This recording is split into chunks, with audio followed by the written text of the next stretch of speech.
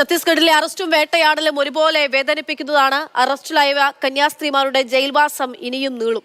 മൊഴികൾ പരിശോധിച്ച ശേഷം ജാമ്യാപേക്ഷ നൽകിയാൽ മതിയെന്നാണ് കന്യാസ്ത്രീമാരുടെ സമൂഹം അസിസി തീരുമാനിച്ചിരിക്കുന്നത്. അതിനിടെ അറസ്റ്റ് അടക്കമുള്ള നടപടികളെ വിമർശിച്ചുകൊണ്ട് CBCI രംഗത്തെത്തിയിട്ടുണ്ട്. കേസിൽ വളരെ നിർണായകമായ 3 പെൺകുട്ടികളുടെയും അവരുടെ മാതാപിതാക്കളുടെയും മൊഴി പരിശോധിച്ച ശേഷം ജാമ്യഹർജി നൽകിയാൽ മതി എന്ന നിലപാടാണ് കന്യാസ്ത്രീ സമൂഹത്തിനുള്ളത്. അതിനിടയിൽ സിസ്റ്റർ പ്രീതി മേരി, സിസ്റ്റർ വന്ദന ഫ്രാൻസിസ് എന്നിവരുടെ മോചനം സാധ്യമാക്കാൻ സർക്കാരും പ്രതിപക്ഷ MP-മാരും ഇടപെടലുകൾ നടത്തുന്നുണ്ട്.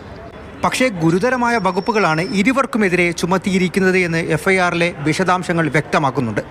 BNS-ന് കീഴിൽ മനുഷ്യക്കടത്തും ഛത്തീസ്ഗഡ് മതസ്വാതന്ത്ര്യ നിയമത്തിന് കീഴിൽ മതപരിവർത്തനവും ആരോപിക്കപ്പെട്ടിട്ടുണ്ട്.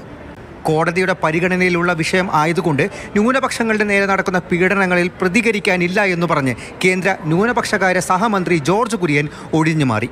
കോടതി തീരുമാനം എടുക്കട്ടെ, അതിനുശേഷം പ്രതികരിക്കാം. കാരണം ഇന്ത്യയിൽ എല്ലാ കാലഘട്ടത്തിലുമുള്ള ഒരു കീഴ്വഴക്കമാണ്. കോടതിയിൽ ഉള്ള വിഷയത്തെപ്പറ്റി മന്ത്രി പ്രതികരിക്കാൻ പാടില്ല. അതിനുള്ള കമന്റോ അല്ലെങ്കിൽ മുൻവിധിയുടെ അടിസ്ഥാനത്തിൽ പ്രതികരിക്കാൻ പാടില്ല എന്നാണ്.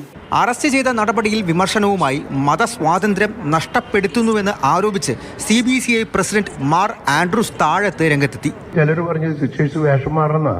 സിസ്റ്റർമാര്, മദർ തെരേസയെ പോലെ സിസ്റ്റർമാര് കാരുണ്യ പ്രവൃത്തികളുടെ പ്രതീകങ്ങളാണ്. അതൊക്കെ മാറണമെന്ന് പറഞ്ഞാൽ തീർച്ചയായിട്ടും അത് മതസ്വാതന്ത്ര്യത്തിനുള്ള എതിരായ പ്രവർത്തനമാണ്. കന്യാസ്ത്രീകൾക്കൊപ്പം ഉണ്ടായിരുന്നത് ക്രിസ്തീയ വിശ്വാസികളാണെന്ന് സഭ വ്യക്തമാക്കുന്നുണ്ട്. പ്രായപൂർത്തിയായ പെൺകുട്ടികളാണ്.